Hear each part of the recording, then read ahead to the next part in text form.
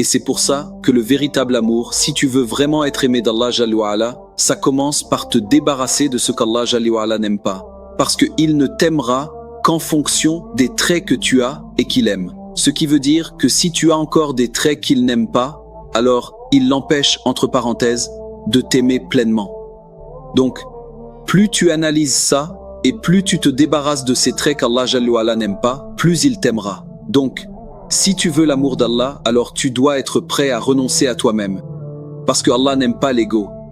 Allah aime le ruh. Et Allah aime le corps qui a été imprégné par le ruh, qui vit à la lumière des enseignements du ruh. Alors il a dit, si tu m'aimes, tu seras toujours éprouvé. Pas juste parfois, toujours.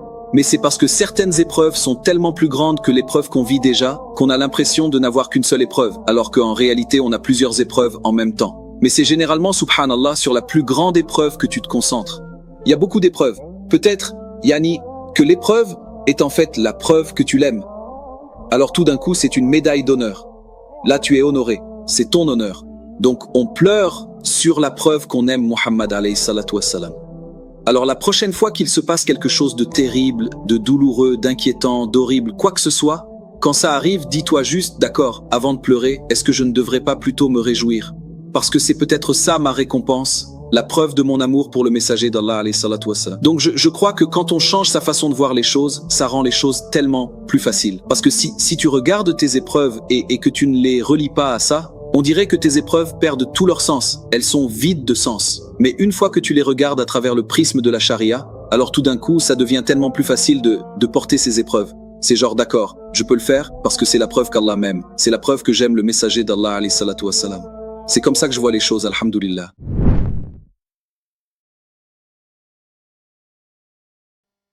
Alors maintenant, qu'est-ce qui va se passer quand le prophète quand on aime le prophète alayhi salatu wassalam? Alors il a dit, Atuhibbuni ya Ka'b, est-ce que tu m'aimes au Ka'b ibn Ubay?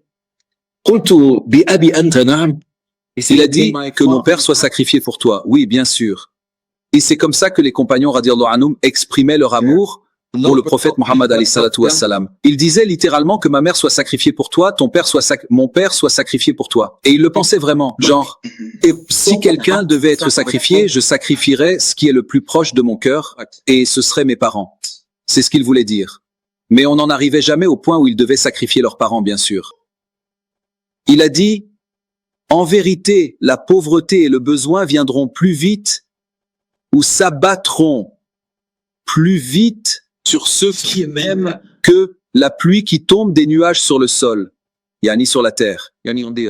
Donc quand on regarde ça, c'est comme s'il pleuvait toujours, pas vrai, ça ne s'arrête jamais. Donc ça veut dire en fait que tu seras éprouvé sans interruption. Alors il a dit, si tu m'aimes, tu seras toujours éprouvé. Pas juste parfois, toujours.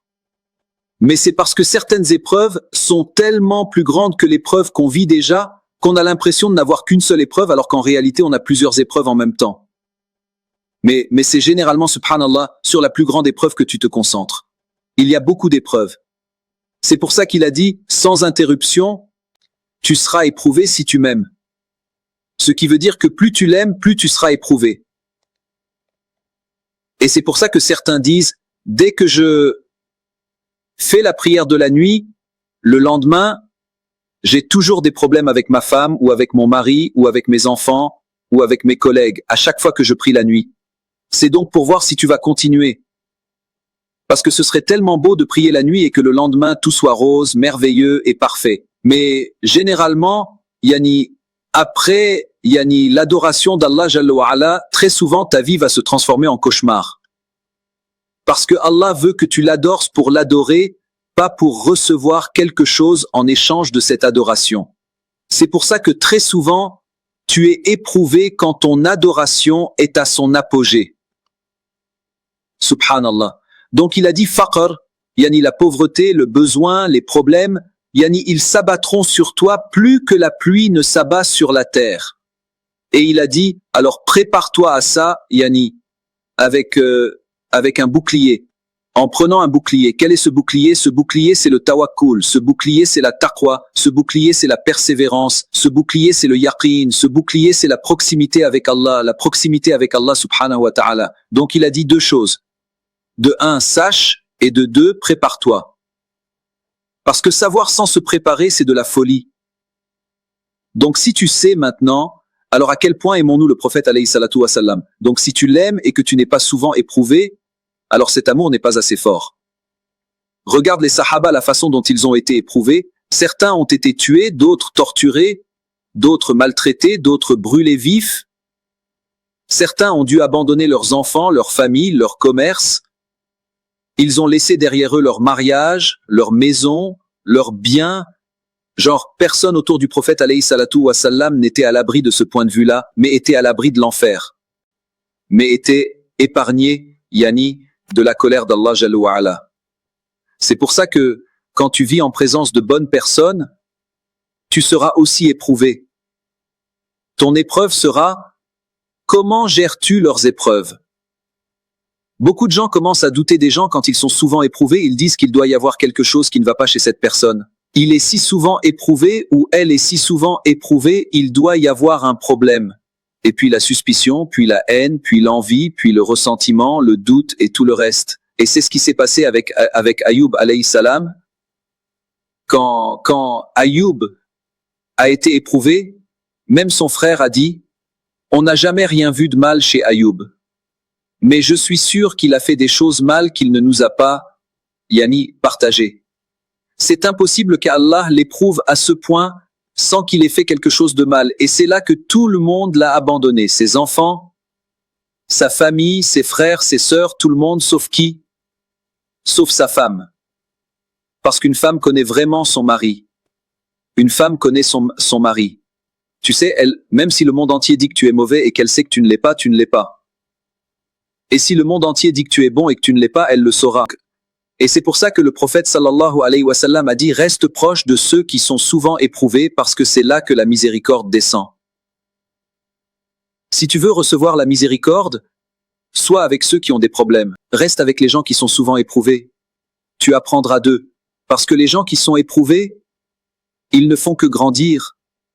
Ils grandissent, leur caractère grandit, leurs traits, leurs bons traits, les nouveaux traits que tu verras. Ils t'enseigneront par leur comportement face à l'épreuve comment tu devrais te comporter ou peut-être comment tu ne devrais pas te comporter. Mais quoi qu'il en soit, chaque fois que tu restes avec des gens qui sont éprouvés, c'est là que la rahma descend, a dit le prophète Mohammed alayhi salatu wa sallam. Et parfois les gens pensent que c'est comme un virus, genre restons loin d'eux, ils sont si souvent éprouvés ou il ou elle est si souvent éprouvé. Ça ne marche pas comme ça, ce n'est pas la sunna. Oh, toujours les mêmes problèmes, toujours les mêmes jérémiades et ceci et cela, subhanallah. C'est ça être musulman. C'est que les problèmes de ton frère et de ta sœur, tu les ressens. Tu veux les soulager, tu veux les libérer, les décharger, tu veux enlever cette épreuve, yani qui leur broie les os, pour ainsi dire. Parce que tu marches sous le poids d'une épreuve, tu le vois, tu sais, quelqu'un qui est éprouvé ne marche généralement pas comme ça, tout joyeux. C'est généralement quelqu'un qui porte le poids du monde sur ses épaules. Mais c'est là que la rahma descend. Et c'est pour ça que le prophète sallallahu alayhi wa sallam a dit, asseyez-vous avec ceux qui sont dans le besoin. Asseyez-vous avec eux, mangez avec eux, partagez votre nourriture avec eux. Et puis il a dit, oh Allah, yani, ressuscite-moi parmi les masakines. Les masakines ne sont pas seulement des gens pauvres, ce sont généralement aussi des gens qui ont une vie assez difficile, assez problématique. Ils sont généralement en mode survie. Alors, oh Allah, ressuscite-moi, ressusciter? Non. Réanimer. Réanimer. Comme ça? D'accord. Moi avec les pauvres. Et il a dit, et rassemble-moi avec eux le jour du jugement.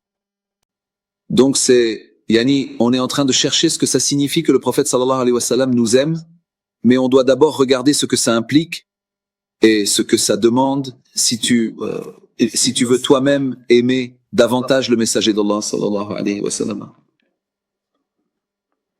Regarde, un homme est venu voir le prophète alayhi salatu wassalam et lui a dit, Ya Rasulullah, Wallahi inni la uhibbuk. Wallahi, Ya Rasulullah, je t'aime. Tu dois savoir que le prophète sallallahu alayhi wa sallam faisait ça avec ses compagnons. Il les prenait littéralement par la main comme Mu'ad. Il prenait Mu'ad par la main et disait, Wallahi Mu'ad, je t'aime. Donc les sahaba radiallahu anhum pratiquaient cette sunna entre eux. Ils allaient littéralement voir quelqu'un et lui disaient, je t'aime, je t'aime. Et il ne disait pas toujours en Allah, je t'aime. Je t'aime juste parce que tu es mon frère. Genre, pourquoi tu aimes ton frère? Parce que c'est la personne parfaite? Non, parce que c'est ton frère. Tu vois, même s'il fait des erreurs, c'est un amour biologique dont tu ne peux pas te défaire. Mais l'amour que les musulmans ont les uns pour les autres devrait être plus fort que l'amour du sang. Donc je t'aime juste parce que tu es mon frère, tu es ma sœur, je t'aime. C'est ce qu'il disait, non? Donc il disait Wallahi ya Rasulullah, et il disait Wallahi parce que le prophète sallallahu alayhi wa sallam faisait ça. Il a dit Wallahi ya Mu'ad, je t'aime. Il a dit Unthur ma taqul, fais attention à ce que tu dis. Fais attention. Ne prends pas ça à la légère. Il a dit Wallahi, je t'aime. Donc là, il a été prévenu, genre, fais attention. Ce qui veut dire qu'il y a quelque chose de dangereux dans ce que tu dis. Et puis, il a répété Unthur ma taqul, fais attention à ce que tu dis. Il a dit Wallahi, je t'aime. Wallahi, je t'aime. Wallah. C'est genre, quelles que soient les conséquences de mon amour pour toi, je suis prêt, ya Rasulullah. C'est pour ça qu'il l'a répété 3 fois. Wallahi, je t'aime. Le prophète disait, fais attention, je t'aime, je t'aime, je t'aime. Il n'arrêtait pas de le dire.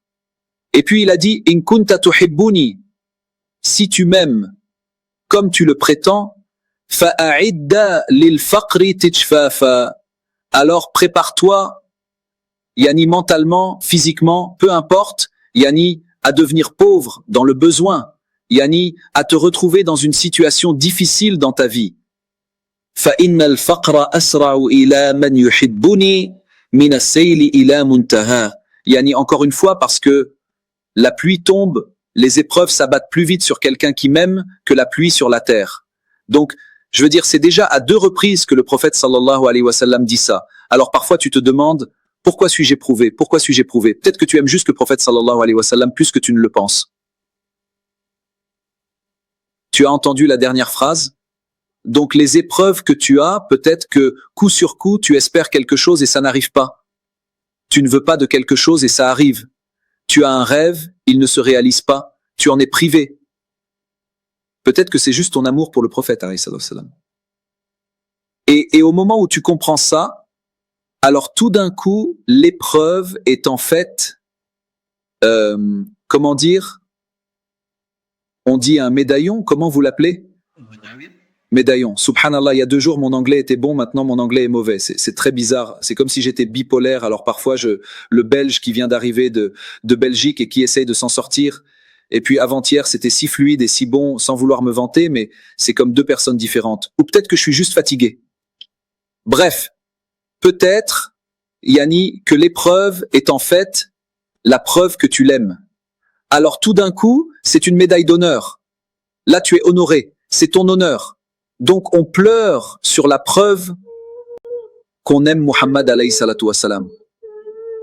Alors la prochaine fois qu'il se passe quelque chose de terrible, de douloureux, d'inquiétant, d'horrible, quoi que ce soit, quand ça arrive, dis-toi juste, d'accord, avant de pleurer, est-ce que je ne devrais pas plutôt me réjouir? Parce que c'est peut-être ça ma récompense, la preuve de mon amour pour le messager d'Allah alayhi salatu wassalam. Parce qu'on dit souvent, si j'avais été un sahabi, j'aurais fait ceci, cela et encore cela. Mais c'est peut-être ça, c'est ton combat. Tu n'es pas allé avec lui à Uhud, tu n'es pas allé avec lui à Badr, tu n'es pas allé avec lui à Khandaq et Hunayn et tant d'autres. Mais tu es, yani, engagé dans d'autres combats, non? C'est donc une autre façon d'être en présence du prophète Muhammad alayhi salatu wassalam, parce qu'il l'aimait, alors they had to go through everything together with him. Et nous, on le traverse sans lui, physiquement, mais la preuve qu'on est avec lui et qu'il est avec nous est juste là. Donc je crois que quand on change sa façon de voir les choses, ça rend les choses tellement plus faciles. Parce que si tu regardes tes épreuves et que tu ne les relis pas à ça, on dirait que tes épreuves perdent tout leur sens. Elles sont vides de sens. Mais une fois que tu les regardes à travers le prisme de la charia, alors tout d'un coup, ça devient tellement plus facile de porter ces épreuves. C'est genre, d'accord, je peux le faire. Parce que c'est la preuve qu'Allah m'aime, c'est la preuve que j'aime le messager d'Allah alayhi salatu wassalam. C'est comme ça que je vois les choses, wallahu alam.